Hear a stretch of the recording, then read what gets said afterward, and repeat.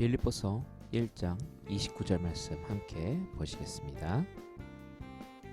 하나님께서는 여러분에게 그리스도를 위한 특권, 즉 그리스도를 믿는 것뿐만 아니라 또한 그리스도를 위하여 고난을 받는 특권도 주셨습니다. 얘들 안녕. 코로나로 인해 계속 영상으로 너희에게 말씀을 전하게 되는구나. 속히 함께 만나 예배하기를 기도하자. 오늘은 말씀을 통해서 어려움에 대해 정확히 이해하고 어려움을 이겨내는 우리 중고등부가 되길 원한다.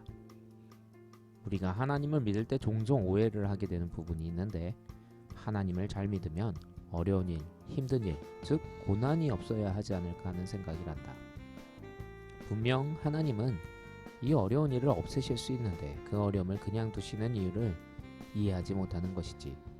목사님도 힘들고 어려운 상황 속에서 이상하게 하나님이 그 힘들고 어려운 일을 없애주지 않으시고 온전히 견디게 하시는 것을 쉽게 이해할 수 없었어. 그런데 목사님의 하나님을 깊이 만나고 영적인 눈으로 삶을 바라볼 때 인생에는 두 가지 어려움이 있다는 것을 알게 되었단다. 같은 어려움이지만 전혀 다른 이유를 가지고 있단다. 한 가지 이유는 죄이고 다른 한 가지는 영광이다. 우리가 어려움을 만나는 첫 번째 이유인 죄 때문인데, 죄는 우리를 힘들게 만든다. 우리 가인과 아벨을 한번 생각해 볼까? 가인이 아벨을 죽이는 죄를 범하자 어떻게 되었을까? 창세기 말씀이야. 주님께서 말씀하셨다. 내가 무슨 일을 저질렀느냐? 너의 아우의 피가 땅에서 나에게 울부짖는다. 이제 내가 땅에서 저주를 받을 것이다. 땅이 그 입을 벌려서 너의 아우의 피를 너희 손에 받아 마셨다.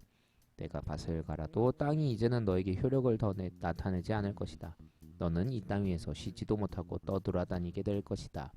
창세기 4장 10절 말씀. 바벨탑 사건을 또 한번 볼까?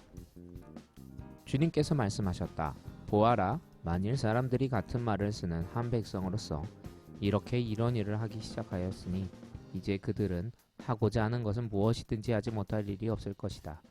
자, 우리가 내려가서 그들이 거기에서 하는 말을 뒤섞어서 그들이 서로 알아듣지 못하게 하자. 창세기 11장 6절에서 7절 말씀.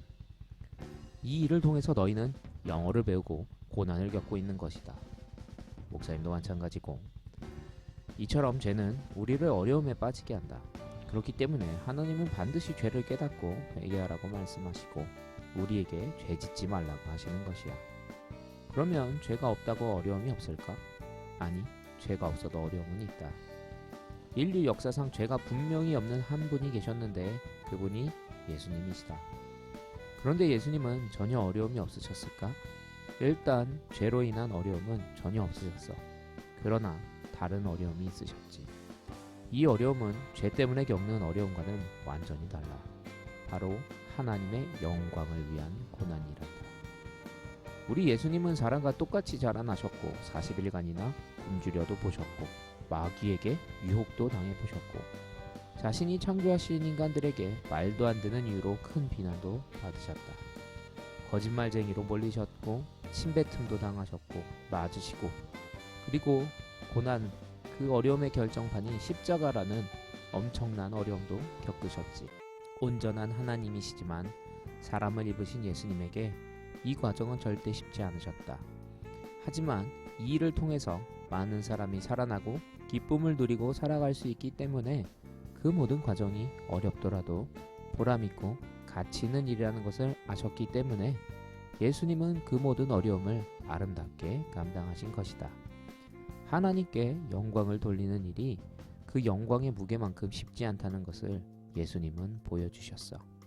남을 돕거나 복음을 전하거나 예배를 드리는 일, 하나님을 믿는 가운데에도 어려움은 분명히 있지만 그것을 통해서 귀한 천국의 열매가 맺어진단다. 우리가 이 말씀을 기억했으면 좋겠다. 자녀이면 상속자이기도 합니다. 우리가 그리스도와 함께 영광을 받으려고 그와 함께 고난을 받으면 우리는 하나님이 정하신 상속자요 그리스도와 더불어 공동 상속자입니다. 로마서 8장 17절 말씀. 우리는 인생을 살면서 이 두 가지의 이유로 계속 어려움을 겪을 것이야.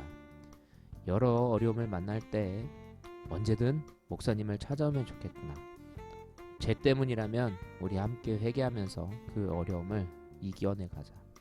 만약에 하나님의 영광을 위한 어려움이라면 목사님이 꼭 밥을 삼아 어려움 속에도 잘 가고 있는 것이고, 우리는 하나님의 영광을 위해 그리고 우리의 면류관을 위해 열심히 그 어려움을 싸워가고 있는 것이다. 목사님이 화이팅 해주마. 영광을 위한 어려움은 오히려 큰 기쁨으로 변할 줄 믿는다. 우리 이제 속히 함께 모여서 예배드렸으면 좋겠구나. 목사님이 그날이 빨리 오도록 기도하고 있단다.